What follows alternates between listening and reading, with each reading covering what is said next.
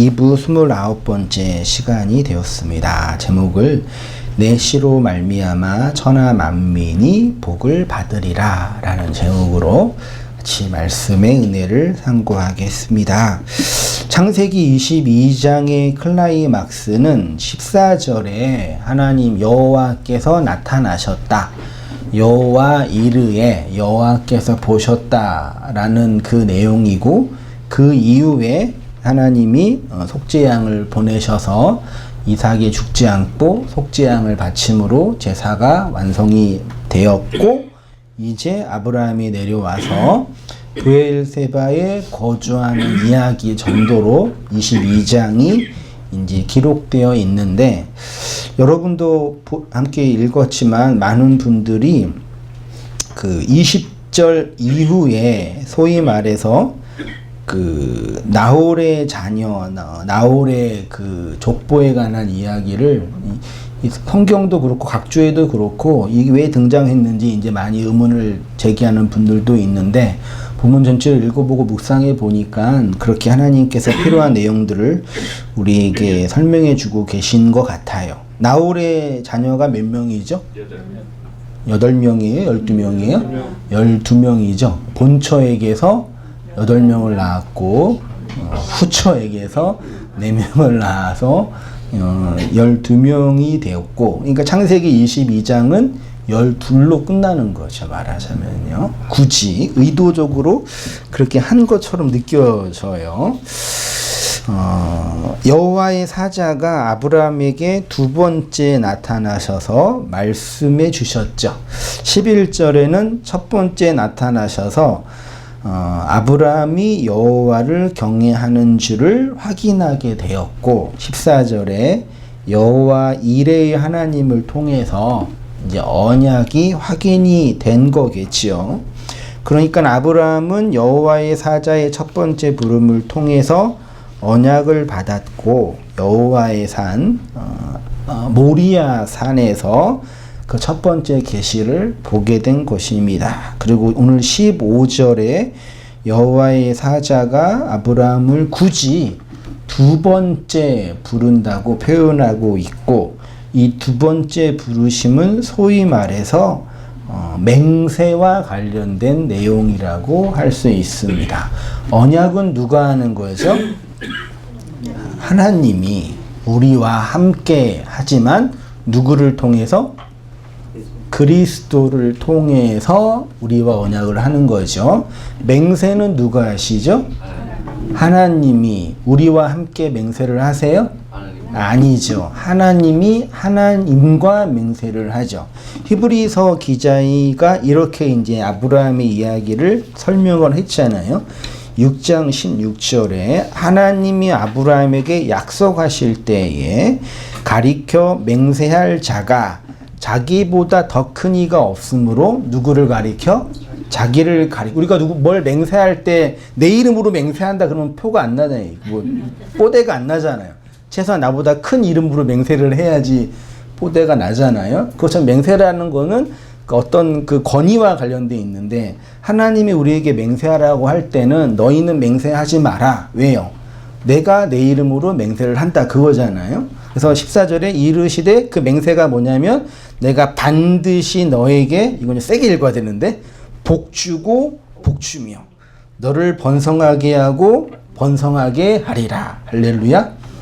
네, 하나님이 반드시 우리 성도님들을, 훈련 잘 됐어요, 복주고 복주십니다. 아멘을 안 하시네. 번성하게 하십니다.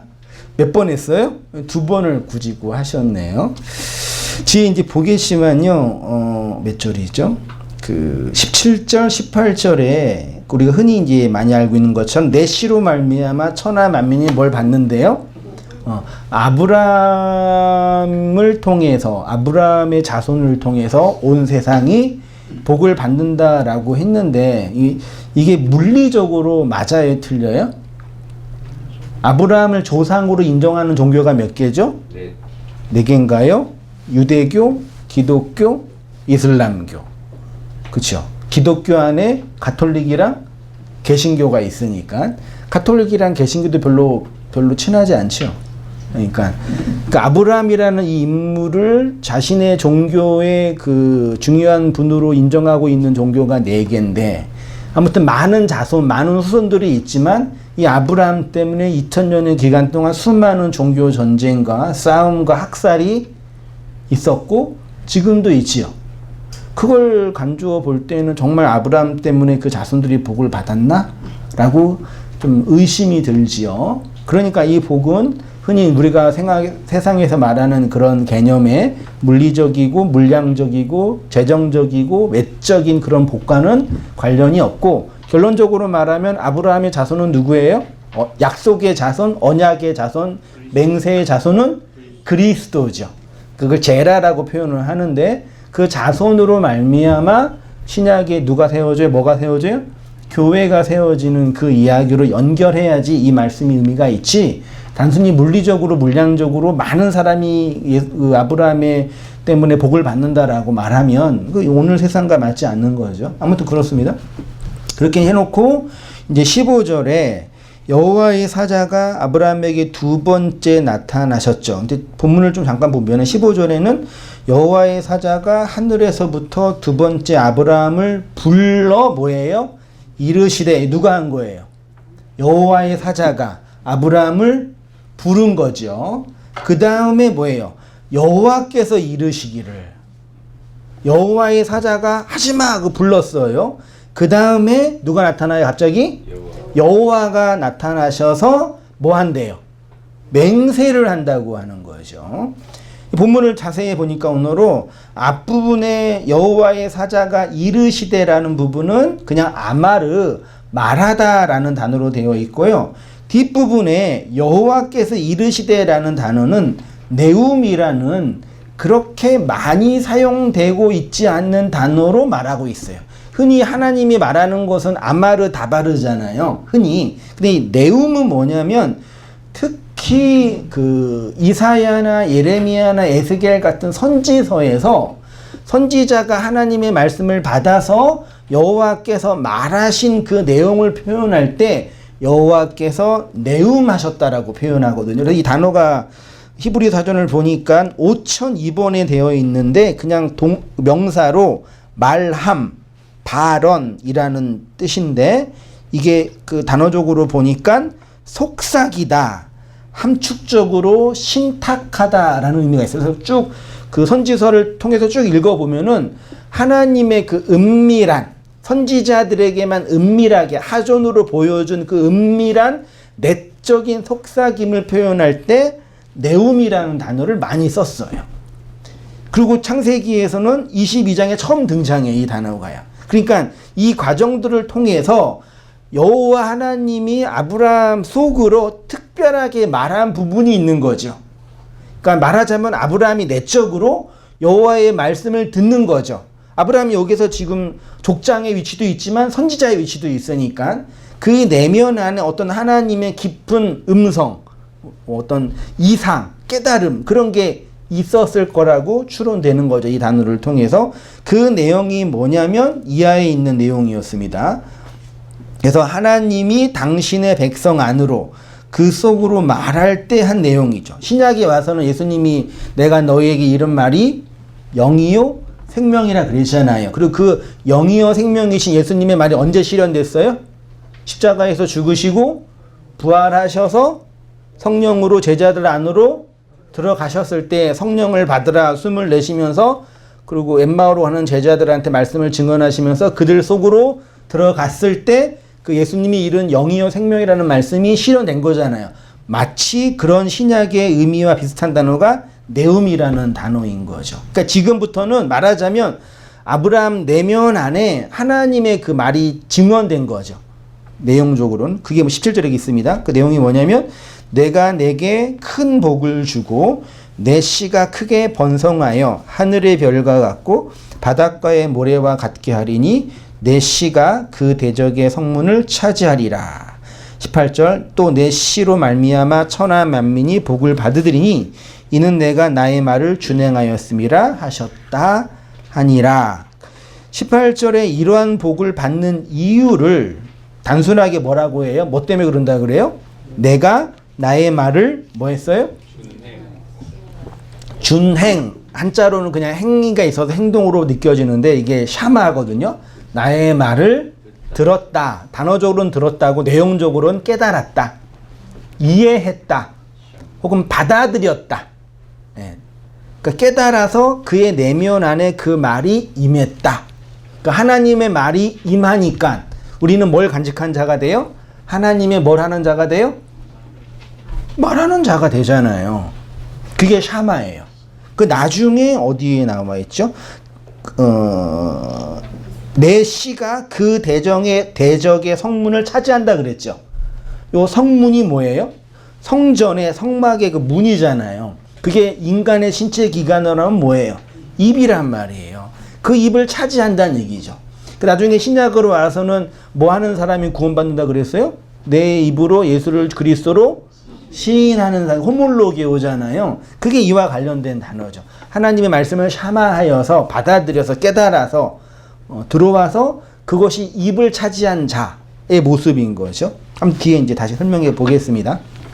이 페이지에 읽으면서 정리해 볼게요. 하나님이 아브라함에게 복을 주심으로 아브라함의 씨가 번성하게 돼서 하늘의 별과 바다의 모래같이 될 거라고 했죠. 하늘의 별, 바다의 모래는 그냥 단순하게 이해하면 어떤 것으로 이해해요? 그냥 많아질 거다. 예. 하늘의 별이 많지요. 그렇죠? 예. 바다의 모래도 많지요. 물리적으로 많은 개념으로 단순히 이해하죠. 근데 그렇게만 보면은 그렇게 보는 게 썩 나쁘다고 말할 필요는 없지만 정말 이렇게 물량적으로 그러니까 아브라함 입장에서 야, 네 자손이 많아져. 아브라함 했을까요? 야, 네 자손 많아져. 저한테 그러면 그게 인간에게 되게 큰 기쁨과 어떤 그 성취의 이유가 됐을까요? 저의 이 역사관은 디스토피아적인 세계관이거든요. 이 생애는 발전하고 있어, 망하고 있어요? 앞으로 이제 우리 자녀가 사는 세상에서는 이 탄소가 점점 많아져가지고 지구의 온도가 평균 한 40도 될 거 아니에요. 올여름 이렇게 더운데 내년이면 더 더울 거 아니에요. 올여름 유난히 더워서 그냥 정말 힘들었거든요. 내년에는 더 더울 거 아니에요. 10년 후는 더 더울 거 아니에요. 그치요? 그러면 그 세상에 우리 자녀들이 살아가는 게 좋은 일이에요, 나쁜 일이에요? 그냥 장난하는 겁니다. 그러니까 그런 세계관 속에서 내 자식이 많이 있다라는 것 자체가 제 입장에서는 나랑 상관이 없는 일이잖아요, 솔직히요. 웃는 이유가 무엇일까? 그냥 아브라함에게 정말 이게 위로와 고대 시대는 자손이 많는 게 복이라고 할 수 있으니 그럴 수도 있겠는데 오늘날 문맥으로 본다면 과연 물량적으로 많은 게 정말 복이냐 제 취지는 그거죠. 그러니까 결론적으로 말하면 아브라함의 자손은 누구로 기결돼요? 그리스도로 기결되는 거예요. 너를 통해 누가 나온다? 그리스도가 나온다. 우리의 믿음을 통해 누가 나온다? 그리스도가 나온다. 그 얘기예요. 오늘날로 말하면요. 다른 말로는 내가 하나님의 나라들로 존재하고 살아간다 그 얘기고 성전을 통해서 하나님의 안식, 팔의 안식을 누리며 세상에서 살아간다 그 얘기인 거죠. 그렇게 적용을 한다면. 근데 하늘의 별, 이 별이 단어로 코카부라는 단어인데요.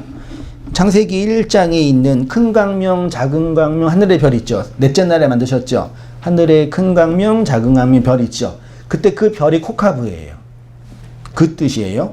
성경에서 광명이라는 단어가 마오르인데 빛을 의미하는 오르에 장소를 의미하는 맴이 붙여서 빛을 내는 장소가 광명이에요. 근데 이 광명은 큰 광명은 발광체고 작은 광명은 반사체죠. 별은 그것들을 내용으로 하고 있는 거예요. 그러니까 해, 달, 별이라고 단순히 보지 말고 그것이 담고 있는 의미가 그렇다는 얘기죠. 그러니까 하늘의 해가 땅을 비추임으로써 땅에 사는 모든 생물이 살 수 있는 것처럼 하늘에서 빛을 내는 광명체를 통해서 땅에 살고 있는 교회가 그 빛을 받아 진리로 살아가게 되는 것이겠지요. 예수님은 우리들에게 산상수훈에서 너희는 세상의 빛이다 라고 뭐 하셨어요? 선언하셨어요. 이게 되게 윤리적으로 힘든 문제잖아요. 너희는 이미 존재적으로 완성된 세상의 뭐다? 빛이다. 그러니까 이런 본문을 근거로 우리 성도님들은 세상에 빛된 자로 살아가기를 노력해야 돼요. 말하면 좋은 말이지만 본문과 상관이 없는 거죠. 예수님이 그렇게 말씀하신 거는 빛의 자녀들로 합당하게 빛처럼 이렇게 살려고 노력해라, 애써라. 그게 아니라 너희는 뭐다? 빛이다라고 선언을 해버리는 거예요. 그러니까 존재 자체가 빛이란 얘기예요. 절망적이죠? 차라리 빛으로 살려고 노력을 해. 그러면 좀 이렇게 희망이 보이잖아요. 나는 여전히 뭔데? 어두움인데 빛이라고 해버리니까 여기서 이제 딜레마가 있는 거죠. 이러한 예수님은 우리의 행위에 관한 말씀이 아니라 존재에 관한 정의이고 규정이죠. 그 이건 뭐냐면 너의 어떠함으로 빛이 아니라 내가 너희를 빛으로 뭐 한다는 얘기예요? 만들겠다, 정의한다는 얘기죠. 만들겠다라는 화자의 의지가 있으니까 그 만들겠다라고 언약을 하고 약속을 하고 그 약속이 실현되도록 뭐 하시는 거예요? 맹세를 하는 거죠. 무엇을 통해서? 십자가를 통해서. 근데 요게 세상의 빛이라고 할 때 그 세상이 원문에 뭐예요? 코스모스죠. 그냥 물리적인 온 세상이 아니라 예수님 당대 때 어디예요? 코스모스. 지금 눈에 보이는 성전이 코스모스잖아요. 그러니까 간단하게 말하면 너희는 성전의 뭐다? 빛이다라고 얘기하는 거예요. 옛 성전의 빛이다. 그 말은 지금 눈에 보이는 이 옛 성전은 뭐다? 어두움인데 너희를 빛으로 드러내겠다라는 얘기죠.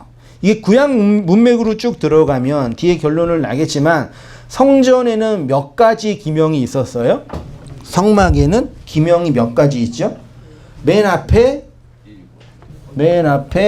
번제단이 있죠. 그 다음에 물두멍이 있고, 그 다음에 성전으로 성막으로 들어가잖아요. 들어가면은 여기 왼쪽에 뭐가 있어요? 떡상이 있고, 그 다음에 건너편에 촛대가 7개 있죠. 그쵸? 그리고 앞에 뭐가 있어요? 향단이 있죠. 향단, 향을 피우는 향단. 그리고 지성소 커튼을 지나면 뭐가 있어요? 이게 뭐예요? 법궤, 언약궤잖아요. 몇 개예요? 하나, 둘, 셋, 넷, 다 6개잖아요. 6개죠. 7개 해야지 되잖아요. 7개. 이 법궤를 다시 보면은 이렇게 돼 있죠. 그 위에 뭐가 있어요? 천사 2마리. 천사예요. 천사 2마리가 이렇게 있고, 맨날 그림 그릴 때 이렇게 사람들이 다 무서워. 진짜 이게. 천사 2마리가 있고, 이게 법궤고, 이게 시온자예요. 시은자예요. 속죄소. 법궤 위. 그러니까 하나인데 2개인 거죠. 이걸 통해서 하나님의 은혜를 발견하는 거죠. 여기가 성전인데 이게 사실 뭐라고요? 예수님 보기에는 어두움이라고요. 근데 이 어두움인데 여길 번제단이 뭐고 물두멍이 뭐고 이게 뭐 이걸 통해서 이 내용이 밝혀지면 뭐가 되는 거예요? 그게 빛이란 얘기예요. 그래서 세상에 호코스모스에 너희가 뭐다? 빛이다. 근데 그거는 너 스스로 만들어내는 빛이 아니라 내가 십자가로 다나토스 죽고 아나스타시스 부활하여 나타난 자로서의 빛이다. 그 얘기인 거죠. 그래서 제가 이전에 성전에 들어가고 나오는 것으로 하나님 나라를 했잖아요. 전치사. 혹시 기억나세요? 저도 기억이 잘 안 나는데 맨 밖에서 안으로 들어가야 되잖아요. 어디를 향해 들어가야 되잖아요. 그게 전치사로 뭐예요? 헬라어 전치사로 에이스. 어디를 향하여? 아포. 에이스 전이 뭐지? 프로스. 네, 프로스. 이게 뭐냐면 어디를 향해 가는 거예요. 방향을 정하는 거예요. 어디를 향해 가는 거예요? 성전을 향해서 십자가를 향해서 가고 안에 들어가서 에이스 이건가? 내가 잘못 써도 여러분 모르죠? 알아요. 알아요? 에이스 전치사 안으로 into 영어에 들어가서 안에 들어가야죠. 이게 in이잖아요. 이게 n이에요. n. 어디 안에 들어가서 그 다음에 그 안에서 거하는 걸 에크라 그러고 그 다음에 그 안에 내용을 알아먹는 걸 에피라 그러죠. 갑자기 에피라 그러고 여기에서 이제 들어갔다 뭐예요? 나와야 되잖아요. 나오는 걸 뭐라 그래요? 나오면 아프잖아요. 그래, 아포 혹시 기억나시죠? 몇 년 됐어요. 아포. 나와서 그 그리스도로 살아가는 걸 뭐라 해요? 그리스도를 통해서 그러죠. 그걸 뭐라 그래요? 헬라어로 디아 그러죠. 디아. 맞나? 이게 맞을 거예요. 예. 이렇게 나와서 하나님 나라 설명했잖아요. 이게 몇 개? 7개잖아요. 7개가 돼서 나온 그 상태가 뭐예요? 그게 8. 8이죠, 8. 그래서 오늘 아브라함이 조부의 자식이 몇 모로 설명됐어요? 8로 설명이 된 거죠. 뒤에 가서 한 번 더 설명해 볼게요.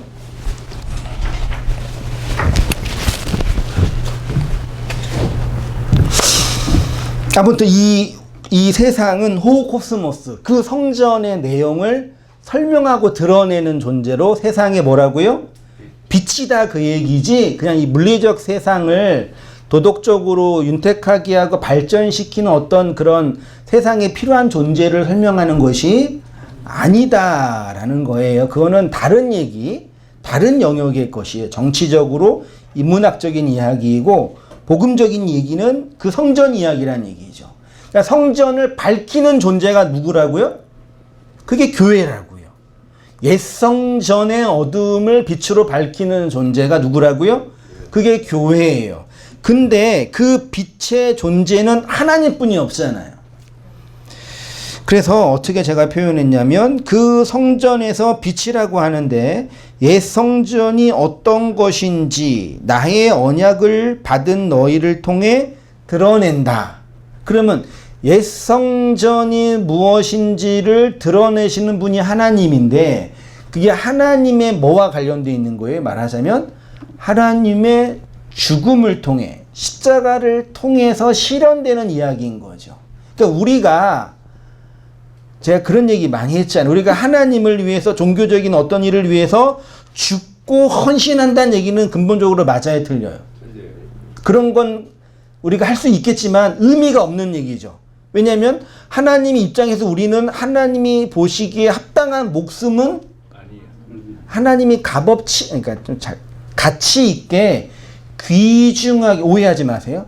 귀중하게 보는 목숨이라고 보셔요? 아니요. 여기만 아니고 여기는. 그러니까 우리가 헌신하고 노력하면 어우 너 애썼다. 정말 너의 귀한 삶을 나한테 바쳤구나. 그렇게 해석하시냐고요? 안 하신다고요. 그러면 우리가 헌신하고 노력하는 게 중요한 게 아니라 누구의 헌신과 누구의 죽음이요?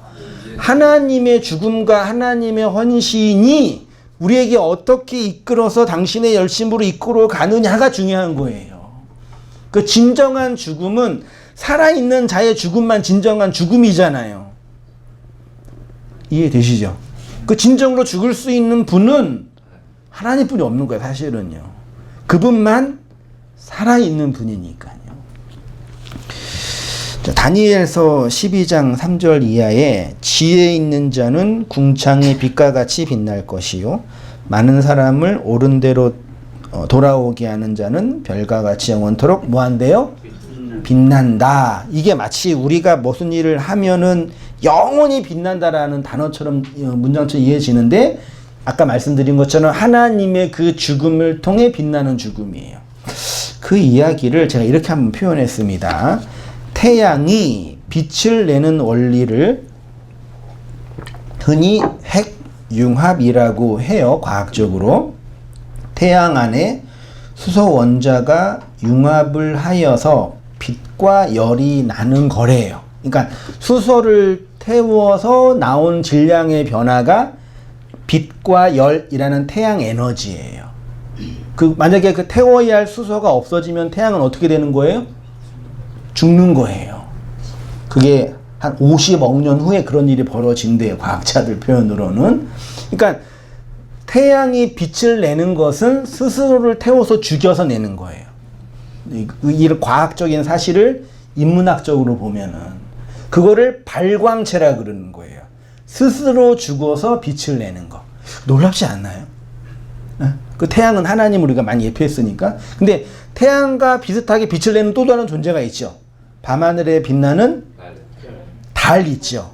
그 달은 스스로 타서 죽어요? 태양의 빛을 받아서 그 빛을 언제 내요? 어두운 밤에 내는 거예요. 그러니까 달이 빛나는 것은 그것이 언제란 얘기예요? 어두움이란 얘기예요. 태양이 하나님이고 달이 교회라고 한다면 교회는 어두운 세상을 증명하는 빛인 거죠. 딱 맞잖아요. 이렇게 보면은요. 그 빛의 내용을 담고 있는 게 하늘의 별이라는 얘기예요. 그 얘기를 제가 썼습니다. 그래서 쉽게 말해서 태양이 하나님이고 다른 교회인데 그 교회가 어둠을 밝힌다고 하는 거죠. 그래서 이 어두운 세상에 교회가 있는 거예요. 그러니까 교회는 스스로 빛나는 게 아니라 태양의 죽음으로 빛나는 거죠. 마치 성도가 이 세상의 빛이란 얘기는 빛으로 노력을 해라, 빛처럼 애를 쓰라는 얘기가 아니라 그 하나님의 죽음이 실현되고 나타난 자로 서 있는 거예요. 그게 너희는 세상의 빛이다라는 의미인 거죠. 이해되시죠? 정말 중요한 거. 이 세상의 모든 생명은 죽어서 살아나는 것이라고 했습니다. 그것을 무트, 타무트라고도 했고 다나토스라고 표현을 했는데 교회가 어떻게 이 세상에서 진리의 빛을 발할 수 있겠냐?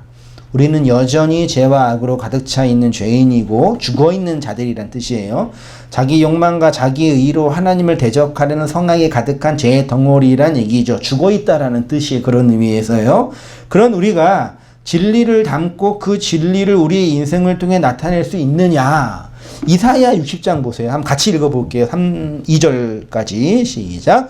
일어나 빛을 발하라. 여호와의 영광이 내 위에 임하였음이라. 보라 어두움이 땅을 덮을 것이며 캄캄함이 만민을 가려니와 오직 여호와께서 임하실 것이며 그 영광이 내 위에 빛을 발하라 해놓고 그 빛을 발하는 방법, 빛을 발하는 방법을 뭐라고 표현해요? 맨 아래 여호와의 영광이 너 위에 파루시아. 하나님이 너에게 나타나는 게 그게 뭐예요? 빛을 발하는 거예요. 신약으로 표현하면요. 하나님이 십자가로 죽어서 성령으로 우리에게 강림하시는 그 현상이 여호와의 영광에 나타나는, 이걸 성막으로 표현하면 어디에 나타났어요? 하나님이요. 속죄소 위 시은 자의 구름으로 나타나셨잖아요. 그게 하나님의 영광이라 그랬잖아요. 그게 신약으로 보면 하나님의 임재라고 하는 거죠. 그래서 신약의 성도들을 그리스도 어디에 있는 자? 그리스도 안에 있는 자라고 표현하잖아요. 그게 똑같은 얘기예요, 사실은. 그러니까 그러면 빛을 발하라 해놓고 그 빛은 하나님의 죽음으로 가능한 것이니 하나님의 임재는 곧 하나님의 죽음을 전제하는 임재란 얘기죠. 예수님이 교회를 향해서 너희는 빛이라고 선언하신 것은 너희가 빛되기 위해서 노력하고 애쓰라가 아니라 하나님이 언약과 맹세가 담겨졌다라는 내용이에요. 광명체가 빛을 어떻게 낸다고 했습니까? 자신을 뭐함으로? 죽임으로. 빛을 내기 위해서는 죽어야 되죠. 광명체는. 반사체는 그 빛을 받아서 어둠을 밝히는 거죠. 그러면 너희는 이 세상의 빛이라고 하신 말씀은 너희가 스스로 죽어서 빛을 낸다는 것이 아니라 3페이지입니다. 나의 죽음으로 너희를 죽여서 빛을 낸다라고 표현하는 거죠. 이것이 하나님의 언약이고 아브라함에게 하신 맹세인 거죠.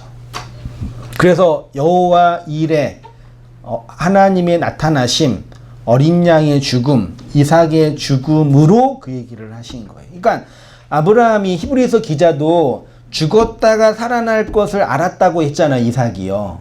그것은 단순히 내가 하나님께 이 이삭을 바쳐서 죽이면 이삭이 살아난다는 신에 대한 그 어떤 사랑과 그게 아니라, 오늘날로 말하면 그거는 진짜 신에 대한 큰 사랑이 아니라 정신병자적인 행동이잖아요. 근데 그게 수많은 인류의 역사 동안 늘 그래 왔어요. 그게 아니라 하나님이 그렇게 죽어서 살아나 나한테 영광으로 임한다는 사실을 여호와 이레 모리아산에서 경험한 거예요. 그거를 오늘날 신약으로 말하면 언제 경험해요? 말하자면 성도들, 교회들이, 하나님의 백성들이 십자가 아래서 경험하는 거예요. 십자가라는 그 복음의 사건을 통해서. 그러니까 복음은 사람들에게 진보, 아니 그 얘기하기 전에 그 얘기를 제가 이렇게 표현했어요. 우리 밖에서 들려오는 하나님의 그 내적인 말씀이 우리의 어두움을 드러내므로 빛나죠. 우리의 혼과 영과 관전을 찔러 쪼개서 심령을 파헤치고 들어오는 말씀에 의해서 빛을 낸다는 것입니다. 예수님이 너희는 세상의 빛이라고 할 때 그 세상이 옛성전의 세상, 율법의 세상을 드러내고 폭로하는 역할로서의 빛이라는 얘기죠. 그러니까 복음은 사람들에게 진보와 발전이 가능하게 하는 것이 아니라 인간의 어두움과 죄와 악들을 폭로하고 드러내는 기능을 하는 거겠죠. 오직 교회들만이 이 세상을 부정하고 이 세상에서 부정당하는 자기 부인의 삶을 살아가게 되는 거죠. 그 부정당한다는 얘기가 나는 안 돼, 나는 죽어야 돼, 나는 못 됐어, 이런 게 아니라는 거 아시죠? 그런 어떤 자학이 아니라 지금 제가 설명드린 이 하나님의 구원의 과정 속에서 언약과 맹약이 실현되는 성도의 삶 자체가 이 세상으로부터 뭐 하는 거예요? 부정당하는 현실이라는 얘기예요.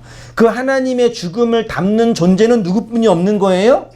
교회뿐이 없는데 그 죽음은 이 세상을 부정해야지만 실현된다고요.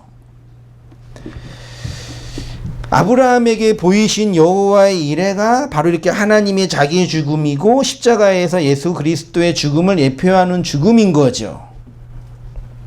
이걸 흔히 이제 조직신학에서는 뭐라 그래요? 하나님의 자기 계시라 그러죠. 하나님은 자기를 계시하는 분이고 성도는 계시하는 하나님을 뭐 하는 거예요? 인식하고 받아들이는 존재로 서 있는 거죠. 그렇게 복음을 내용으로 이해하지 못하고 이런 걸 문자 그대로 이해하면 어떤 일이 벌어져요? 실제로 자기를 십자가에 못 박아 죽는 사람도 있었어요. 스스로.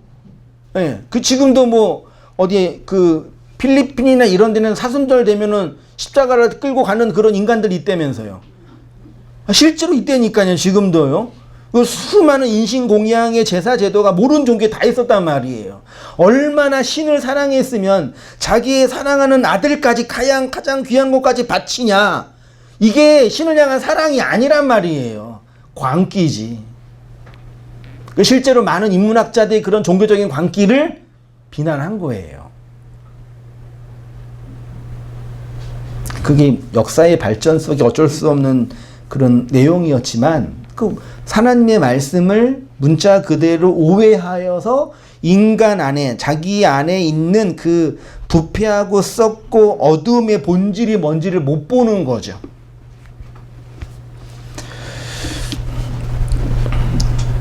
죽을 수 있는 유일한 존재는 하나님뿐이 없어요.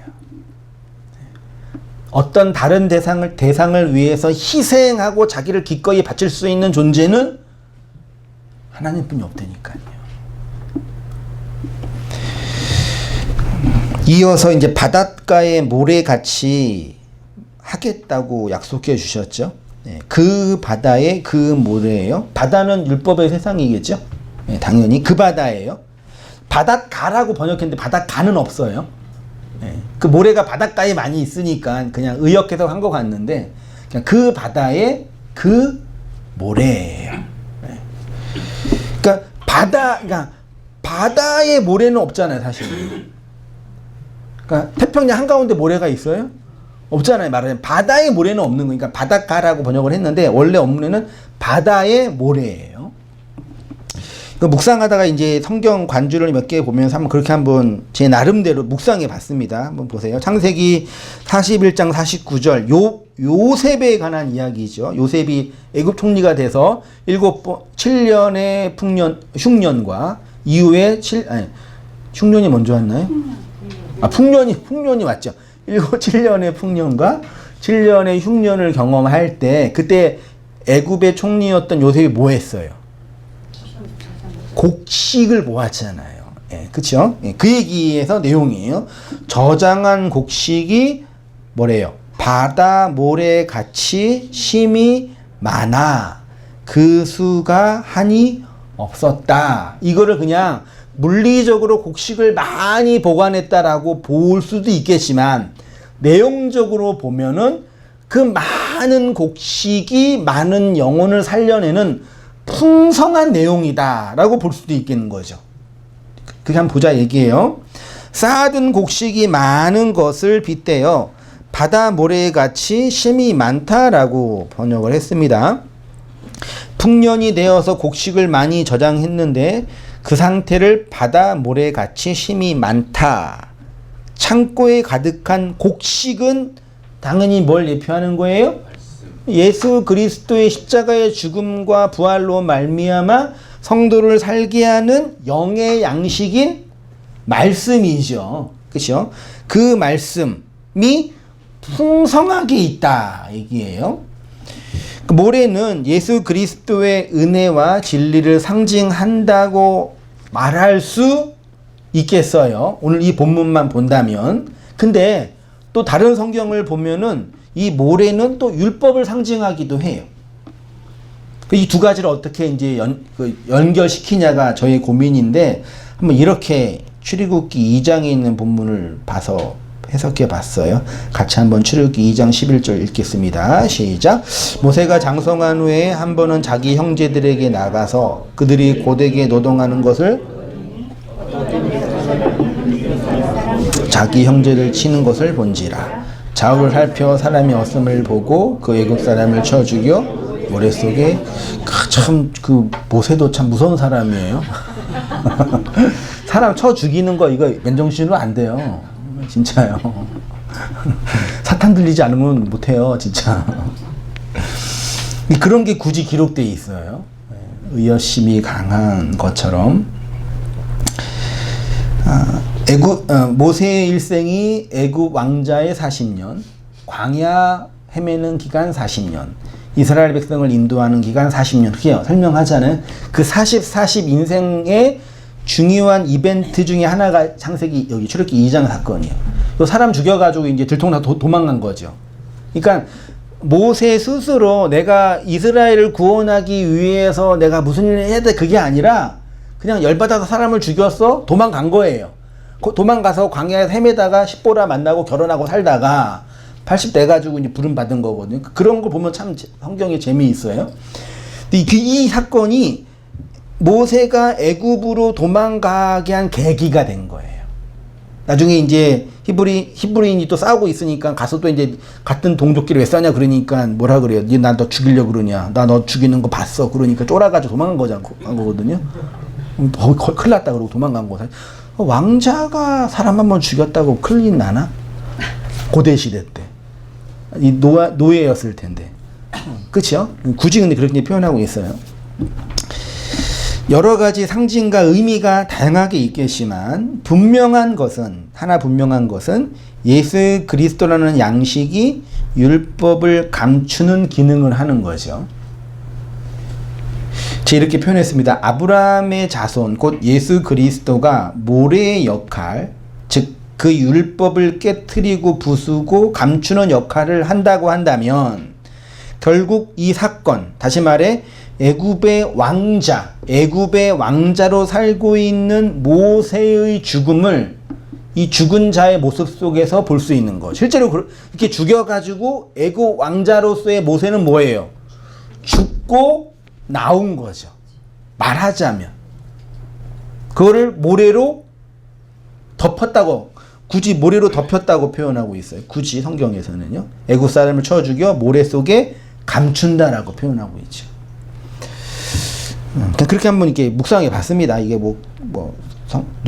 개인적인 묵상 정도라고 이렇게 이해해 주시면 되겠습니다. 이 사건은 애굽 왕자로 살고 있는 모세의 첫 번째 죽음이라고 할 수 있겠습니다. 모래에 감추어진 자는 애굽의 왕자로 살고 있는 모세의 옛자라고도 할 수 있겠어요. 이어서 하나님의 씨가 그 대적의 문을 뭐 한대요? 차지한다 그랬지요. 요 씨는 히브리어로 뭐겠어요? 제라예요. 그리스도예요. 당연히.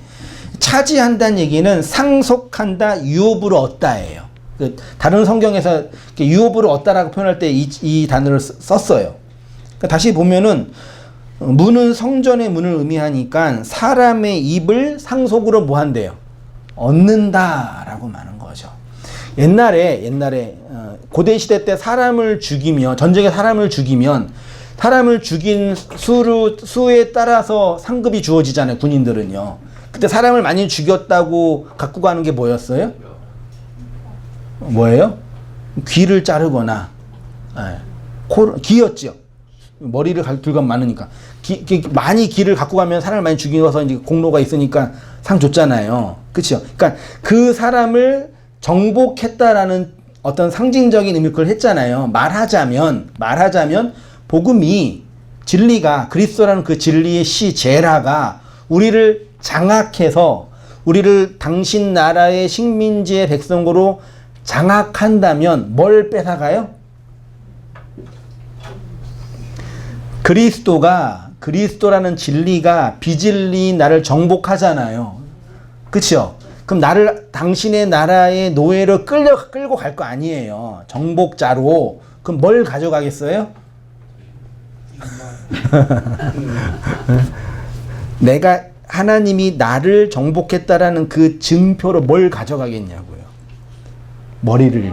그러니까 머리인데 오늘 본문을 빗대어 한다면 뭘 가져가요? 귀요?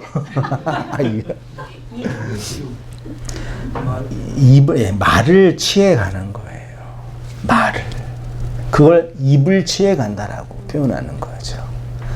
그러니까 사람의 존재를, 그러니까 언어학적으로도 보더라도 사람의 존재는 사람은 언어라는 이 집 안에 살고 있는 존재잖아요. 그래서 그 말이 그 사람의 정신과 존재를 규정하는 것이라고 흔히 표현하잖아요. 그 말을 뺏어가면 그 사람의 존재를 뺏어가는 것이라고 할 수 있는 거죠.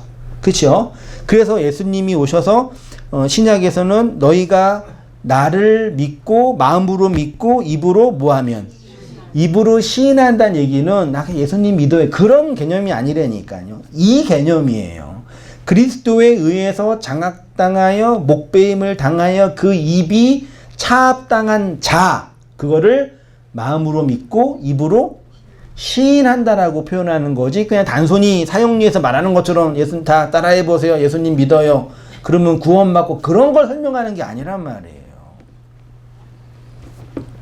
그러니까 예수님 믿으면 뭐가 변해야 돼요? 입이 어떻게 변해요? 이렇게 찢어져요? 말이 변하는 거죠. 말이 차압당하는 거죠. 말을 차압당하는 거고, 그래서 그 말을 하는 자로 있는 거죠. 그러니까 여러분, 우리가 복음을 뭘로 전해요? 눈빛으로 전해요? 행위로 전해요? 뭘로 전해요? 말로 전하지 뭘로 전해요? 말 아니면 돼요 이게요? 아니 진짜 그 말을 잘해야 돼요. 그러니까 잘한다는 얘기는 영업사원처럼 이렇게 잘 이렇게 하는 거 그게 아니라 나를 장악하여 하는 그 호몰로게오 그 고백의 말을 하는 거죠.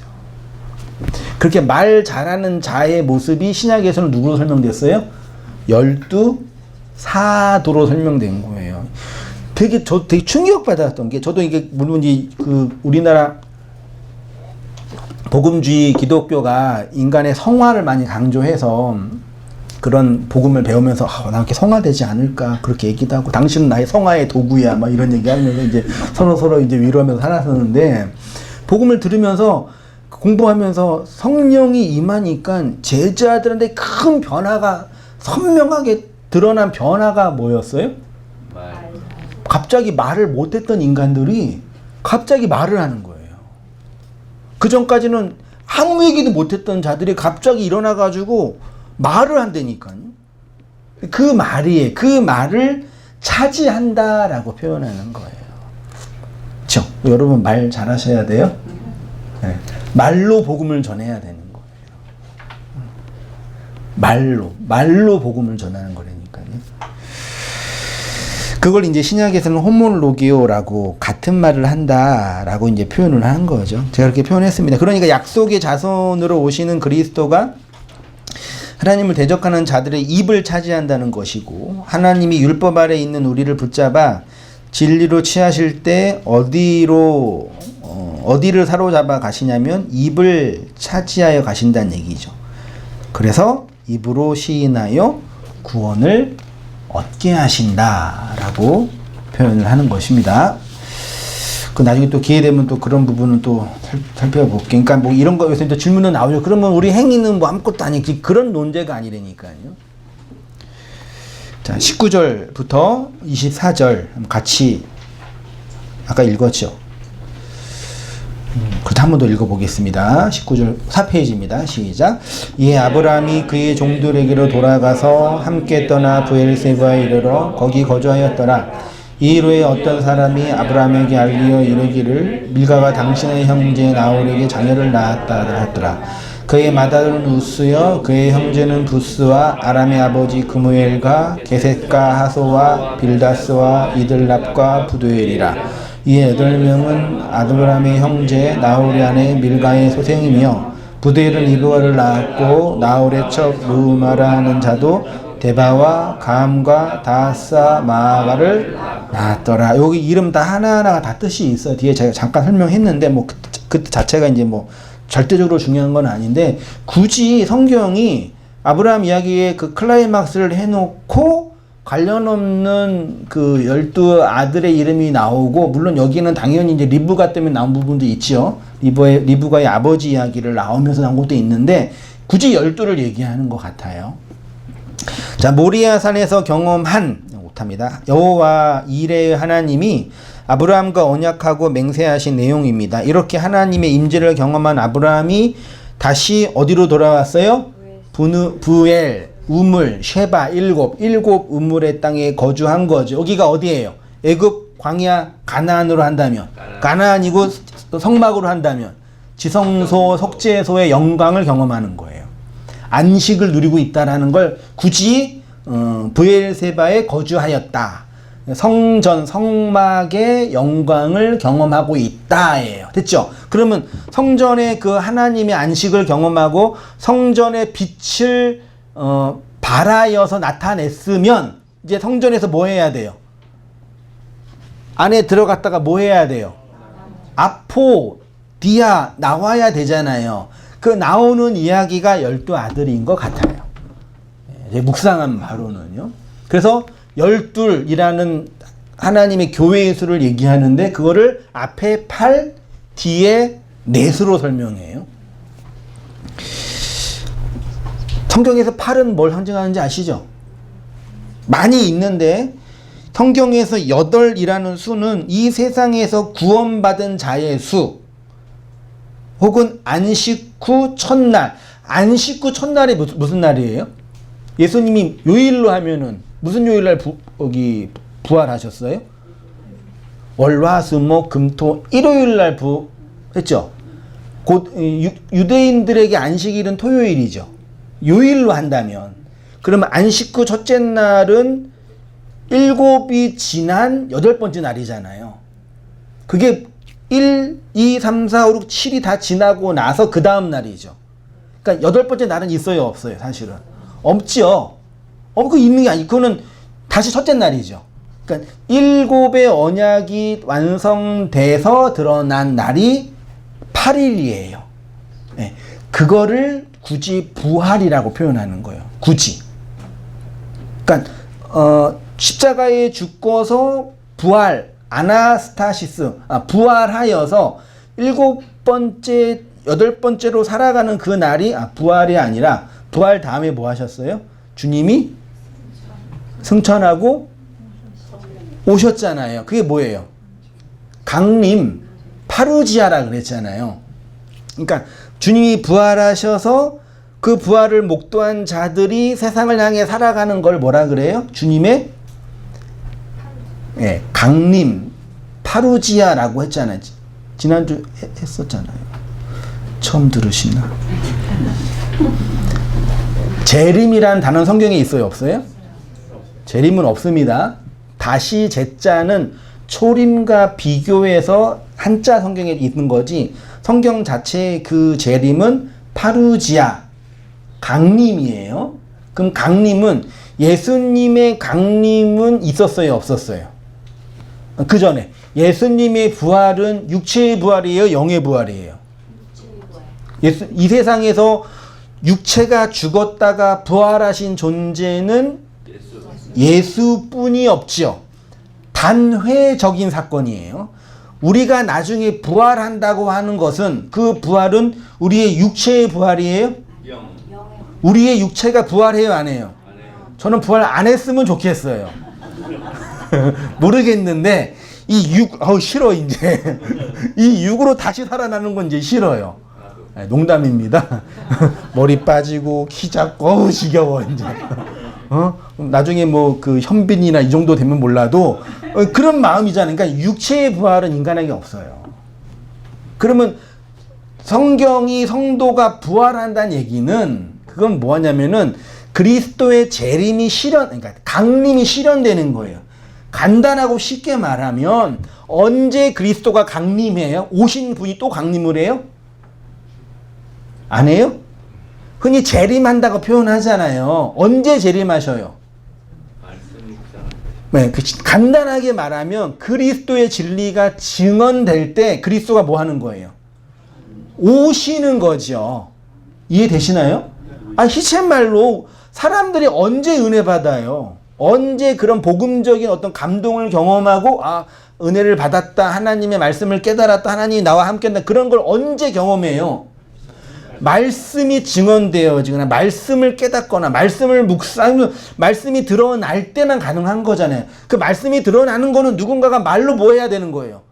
말하는 거라니까요. 나 혼자 나한테 말하는 거게 독백하는 거고 그것도 말하는 거죠. 말하지 않으면 그리스도가 강림하지 않는 꼴이라니까요. 말하자면요. 그래서 말해야 돼, 끊임없이요. 그래서 아무데나 이상한 말 하시면 또 안 되고 정 말할 데 없으면 자기 안에 말씀을 하시세요. 그게 뭐예요? 그걸 독백이라 그러고 기도라도 하는 거잖아요. 묵상이라고도 하고. 뭐 하다가 말까지 나왔어요? 구원 받아서 그리스도가 죽고 부활하여 이 세상에 재림으로 강림 파루지아로 살아가는 교회의 모습이 숫자로 뭐라고요? 그게 8이에요. 그 부활 후 그러니까 다시 일곱의 날들을 살아가는 모습이죠. 누가복음 2장 21절에는 할례할 8일이 되매 할례의 날이고, 누가복음 9장 28절에 이 말씀을 하신 후에 8일쯤 되어 예수께서 베드로와 요한과 야고보를 데리시고 기도하시러 어디 갔대요? 이 산이 무슨 산이에요? 시내 뭔지는 모르는데 사람들은 그냥 변화산이라고 해요. 네. 그러니까 산상수훈의 그 산일 수도 있는데, 그러니까 다른 차원의 산인 거죠. 8로 설명한다는 거니까요. 그래서 변화산, 희게 변했잖아요, 예수님이요. 그 부활로 설명한 거죠, 이거를요. 그러니까 이거를 그림으로 이해해서 예수님이 다시 부활하고 재림할 때는 흰 옷 입고 온다, 이런 그림원으로 이해하잖아요. 그 그림원으로 이해하지 말고 내용으로 보면 되는 거죠. 8로 살아가는 그리스도의 파루지아를 경험하는 성도의 모습, 이렇게 표현하는 거죠. 산으로 가서 그 8일쯤 됐고요. 요한복음 20장 26절은 여드레 8일이래요. 여드레를 지나서 제자들이 다시 집안에 있을 때에 도마도 함께 있고 문들이 닫혔는데 예수께서 오사, 문 닫힌 문으로 영체이신 예수님이 오셔서 너희에게 평강이 있을 때 누구한테 한 거예요? 이 문맥이 여드레가 지났죠. 그럼 8일 이후죠. 그 8일 이후는 언제 8일 이후예요? 본문상 도마가 제자들이 예수님이 부활했다가 도마한테 얘기하니까 도마가 뭐라 그래요? 뻥치지 말라 그랬잖아요. 그거 이후에 8일 이후에 예수님이 나타나셔서 야, 뻥 아니야 그런 거에 말하자면요. 그러니까 도마가 예수님을 부정한 이후 8째 날에 오셔서 평강 성령을 받으라 그런 거예요. 도마에게 보여준 거죠. 베드로전서 3장 20절에 그들은 전에 노아의 날 방주 예비할 동안에 하나님이 오래 참고 기다리실 때에 순종치 아니하던 자들이라 방주에서 물로 말미암아 구원 얻은 자가 몇 명뿐이니 겨우란 단어는 없습니다. 그러니까 구원을 이루며 살아가는 자가 뭘로 설명된다고요? 팔로 설명되는 거죠. 그 팔로 살아가는 자가 그리스도의 파루지아를 증언할 때 뭘로 증언해요? 말로 증언하죠. 그 말이 성경은 뭐라 그래요? 그 복음이라 그러잖아요. 그 복음서가 몇 개 있는 거예요. 그 4개의 복음서가 있는 거예요. 그래서 이후에 또 몇 명이 등장해요? 4명이 또 등장하는 거죠. 그러니까 8로 살아가는 자가 이 세상의 복음을 증언하는 모습으로 살을 가지고 살아가는 거죠. 그래서 광야에 몇 년이요? 40년이잖아요. 40년은 넷이 10개 있는 거잖아요. 넷이라는 복음이 10이라는 율법이 적용되는 그 시간이 40이라는 시간이잖아요. 그래서 굳이 이렇게 표현하지 않았을까라고 한번 묵상해 본 거예요. 말하자면 지금 아브라함과 이삭은 십자가 죽음 이후에 안식 후 다음 날, 8번째의 날, 부활의 날, 재림의 날, 강림의 날을 살아가고 있는 모습인 거죠. 그 부활이 아나스타시스로서 진리로 똑바로 서서 살아가는 거죠. 이제 살아났죠. 입에 뭐가 있어요? 말 몇 개의 복음, 4개의 복음서가 있는 거죠. 그죠? 이게 그런 것 같아요, 진짜요.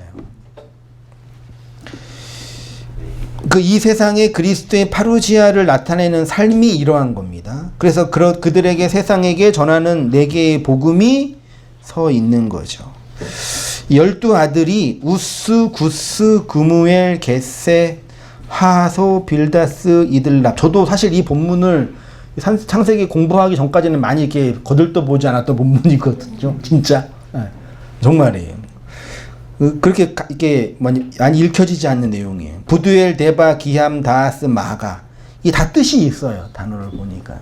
제가 표현했어요. 우스는 첫째 아들이고 그리스도가 우리의 첫째 형이죠. 형이에요. 맏아들이잖아요. 그리스도가요. 우리는 그 다음 아들들이고. 그 다음에 구스는 멸시를 받다 뜻이라고 그러고요. 애굽에서 멸시를 받았죠. 그무엘은 하나님 일으키신다.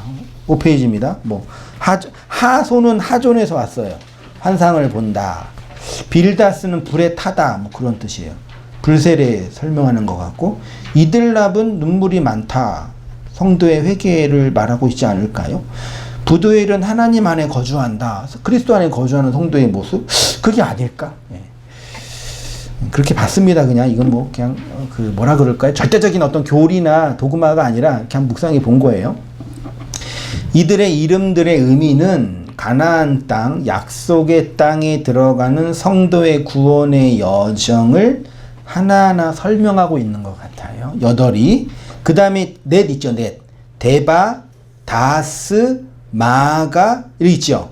데바는 살인이란 뜻이래요. 이름 안에. 그 다음에 가함은 불꽃이란 뜻이고, 다하스는 동물의 가죽이란 뜻이고, 마가는 압박하다. 이게 다 뭐가 관련되어 있어요? 율법이 살인하지 말라 그랬잖아요. 마태복음이 살인의 계명에 관한 설명을 하고 있잖아요. 이 가함은 그 불이에요, 불. 그 다하스는 그 성막 지을 때 해달의 가죽으로 성막을 지었죠. 그때 그 가죽이 다하스거든요. 성막과 설명되고 있는 것 같고, 마가는 압박하다. 우리가 복음 말씀에 의해서 압박당하는 거죠, 말하자면요. 그러니까 굳이 복음서가 설명하고 있는 은혜의 내용을 담고 있지 않을까. 그러니까 아브라함의 생애는 우리보다 몇천 년, 거의 한 4, 5천 년 전이잖아요. 그 당시에 복음이 있었어요? 없었어요? 없었어요? 하나님이 복음을 설명했어요? 안 했어요? 지금은 우리가 이렇게 기록된 성경 전설을 통해서 복음을 배우고 있지만 고대 시대 때는 구전과 여러 가지로 하나님이 어떠함을 설명했을 거 아니에요. 달로도 설명하고 태양으로 설명했잖아요. 마치 지금 우리가 성경 본문을 읽고 공부하고 묵상하고 하는 것처럼 아브라함 시대 때, 고대 시대 때 많은 분들도 이러한 하나님의 계시의 흔적을 통해서 하나님의 어떠함들을 배우며 깨달아고 알아가지 않았을까? 그랬을 거 아니에요. 그랬어야만 그들도 구원받을 수 있는 거죠. 우리의 네 개의 복음서가 있는 것처럼 이들에게도 이렇게 이름을 통해서 하나님이 말씀해 주셨을 거라는 얘기죠. 그렇죠? 그런 가능한 추론이잖아요. 근데 다만 그 뜻들을 우리가 선명하고 분명하게 완벽하게 파헤치는 것은 조금 시간과 공간의 차이가 있기 때문에 어려운 것 같죠. 그래서 다 차치하고 12아들을 8의 삶을 살아가는 교회의 모습과 4개의 복음을 간직하고 있는 우리 교회의 모습 설명하고 있는 것처럼 보여요. 그래서 굳이 이제 설명하면 아까 성전에서 이렇게 성막에서 하나님의 어두운 성전을 빛으로 발한 자가 이 세상에 뭘로 나가요? 사도로 나가는 거잖아요. 그게 12사도잖아요. 12사도가 하나님의 우리의 그리스도의 부활과 그리스도의 재림을 경험하는 팔로 살아가는 거고 그들의 입에는 뭐가 있어요? 4개의 복음이 있는 거잖아요. 그 우리 이야기라니까요. 그렇게 사시는 거잖아요. 그렇게 살아가는 거라니까요. 그런 하나님의 언약과 하나님의 맹세가 우리 역사 안에서 실현되고 실효되고 있는 걸 배워가는 거예요. 그 속에서 우리의 부정도 있고 우리의 깨어짐도 있고 하나님의 열심을 깨닫는 것도 있고 인내도 배워가면서 싸워가는 거죠. 그게 성도의 삶의 모습인 거고 그거를 계시된 성경을 통해서 그렇게 살아가는 성도들의 모임과 모습과 우리의 싸움을 통해서 확인하는 것이 오늘날 교회의 모습이라고 저는 믿습니다. 그치요? 저는 그렇게 생각을 합니다. 마지막 읽고 설교 마치겠습니다. 성경은 광야의 삶을 40으로 설명했습니다. 요 4개의 복음을 열이라는 말씀으로 받아 살아가는 교회의 모습을 담고 있지요. 12은 이렇게 복음을 가지고 세상에 나아가 그리스도의 십자가와 부활과 안식과 성령의 파루지아를 증언하는 교회의 모습인 거예요. 이 하나님의 구속의 역사가 애굽, 광야, 가나안을 통해서 성막의 7 기명을 통해서 태고적부터 예언되었고 예표되어 우리에게 선포되고 있으니 우리 성도님들도 이 복음의 은혜를 따라서 하나님의 언약과 맹세를 따라 인내하며 살아가시는 성도님 되시기를 주님의 이름으로 축원드립니다. 함께 우리 기도하겠습니다. 하나님 아버지, 하나님이 우리에게 설명하시고 보여주신 말씀의 내용을 선악과 먹은 왜곡된 욕망과 인간의 자기 의를 지키려는 왜곡된 신념으로 오해하고 오독하여서 하나님의 진짜 그 사랑과 우리의 진짜 그 모습을 보지 못하고 있음을 고백합니다. 그런 저희들에게 주님이 성령으로 영으로 오셔서 말씀을 깨닫게 하시고 그 말씀의 진리를 보게 하여 주셔서 거짓된 세상과 왜곡된 우리의 자아의 욕망을 애굽의 땅에 묻고 진정한 광야에서의 말씀의 훈련과 가나안에서의 안식의 영광을 누리며 살아가는 저희의 모든 삶들이 되어질 수 있도록 하나님 아버지 이끌어 주시옵소서. 우리 안에서 진정한 호몰로게오, 주를 향한 신앙의 고백이 흘러나오게 하시고 역사 안에서 그리스도의 파루지아를 우리의 말, 아니 하나님의 그 입의 말로 선포하고 증언하며 찬송하는 우리의 모든 삶들이 되어질 수 있도록 하나님 아버지 인도하여 주시옵소서. 이제는 우리 주 예수 그리스도의 은혜와 하나님 아버지의 크신 사랑과 성령의 교통하심이 사랑하는 모든 성도님들의 삶 속에 지금부터 영원까지 함께 있을지어다. 아멘.